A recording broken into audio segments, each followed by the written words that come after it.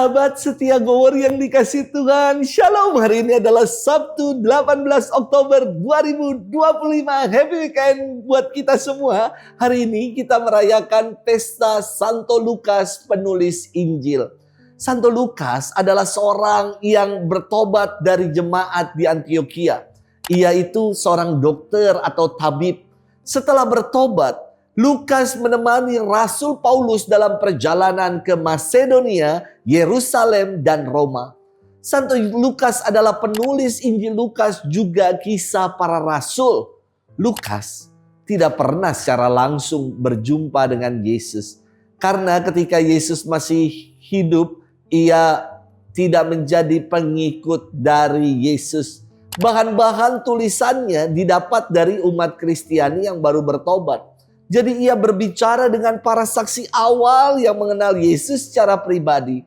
Ia mencatat semua perbuatan-perbuatan Yesus yang mereka lihat dan sabda Yesus yang mereka dengar.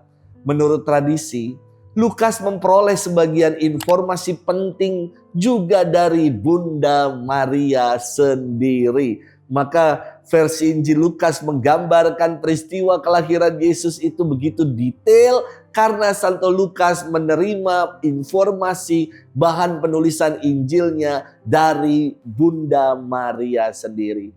Injil Lukas suka disebut sebagai Injil Maria. Kisah awal penampakan malaikat Gabriel kepada Bunda Maria juga dikisahkan secara rinci oleh Lukas. Juga pengungsian keluarga kudus setelah Yesus lahir mengungsi ke Mesir juga dikisahkan dalam Injil Lukas. Lukas juga menulis kisah tentang bagaimana para rasul mulai mewartakan sabda Yesus setelah ia bangkit dan naik ke surga. Lambang Injil Lukas adalah lembu yang dikenal sebagai hewan persembahan. Karena isi Injil Lukas menegaskan bahwa Yesus adalah korban persembahan atau silih atas segala dosa manusia. Menurut tradisi, Lukas wafat pada usia 84 tahun di Botia, Thebes, Yunani. Hari ini kita akan bersama-sama merenungkan firman Tuhan yang diambil dari Injil Lukas 10 ayat 1 sampai dengan 9. Kita siapkan hati kita. Haleluya, haleluya, haleluya. Bukan kalian yang memilih aku, tetapi akulah yang memilih kamu.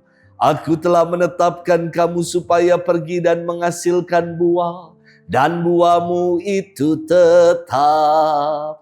Haleluya, haleluya, haleluya. Tuhan bersamamu dan bersama rohmu.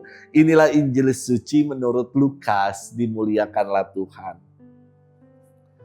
Pada suatu hari Tuhan menunjuk 70 murid lalu mengutus mereka berdua-dua mendahuluinya ke setiap kota dan tempat yang hendak dikunjunginya.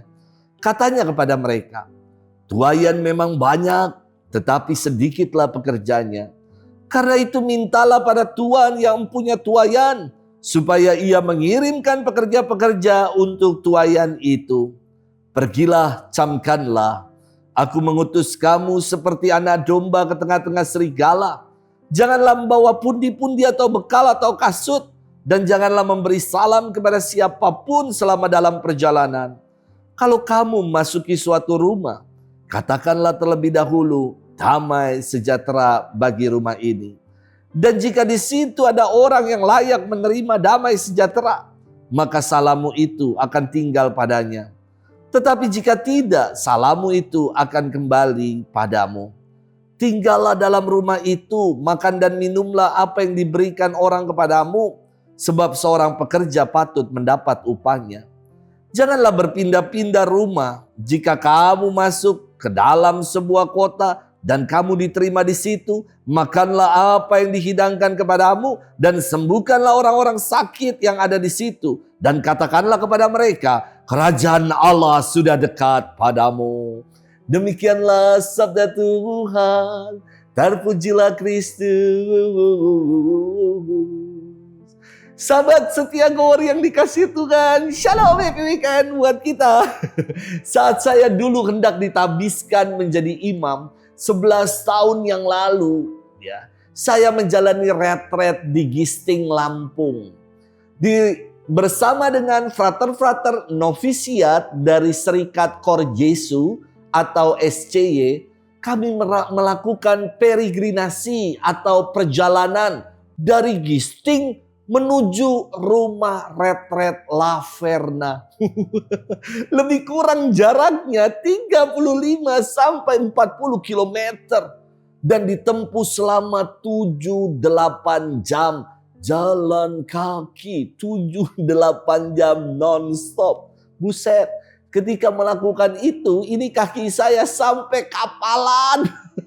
Jalannya sudah terseok-seok. Syukurlah sampai juga. Dan rasanya senang sekali menyelesaikan misi peregrinasi ini.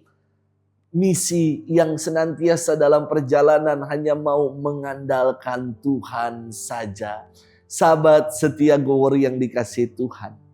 Dalam firman hari ini, kita mendengar kisah tentang perutusan yang diberikan oleh Yesus kepada 70 muridnya.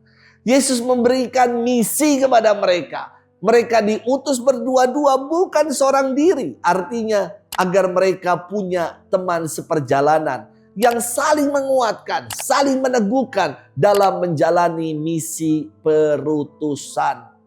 Meski terkadang tidak mudah dalam menjalani misi perutusan, seperti yang disabdakan Yesus.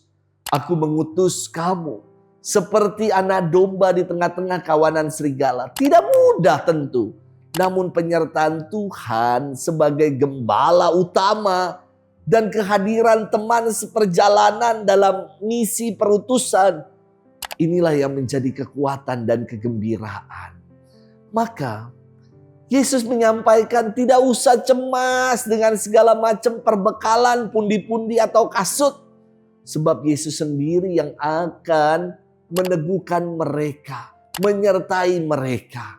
Yesus melanjutkan sabdanya dengan mengatakan, tinggallah dalam rumah orang, makan dan minumlah apa yang diberikan orang kepadamu, sebab seorang pekerja patut mendapat upahnya.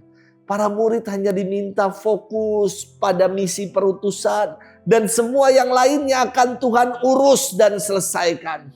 Saya ingat waktu perjalanan 7-8 jam itu, kita tidak direpoti dengan bawa perbekalan, tidak. Karena ada titik tempat umat yang sudah menyiapkan makanan buat kami semua yang datang.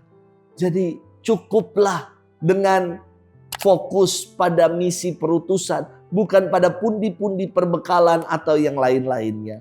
Sahabat setia Gower yang dikasihi Tuhan, kita dipanggil untuk menunaikan misi perutusan Tuhan sesuai dengan tugas dan tanggung jawab kita masing-masing. Tuhan yang akan menjadi gembala, yang akan menuntun keluarga-keluarga kita, komunitas, juga orang-orang di sekitar kita. Dialah yang akan menjadi sahabat seperjalanan yang akan memberikan kekuatan dalam setiap langkah peziaran hidup kita. Maka tetaplah berjalan bersama dengan Tuhan. Dan kita mau hidup dengan orang lain sebagai satu saudara. Selamat bermenung. Tuhan memberkati kita semua, Bapa dan Putra dan Roh Kudus. Amin. Happy weekend. Bye-bye.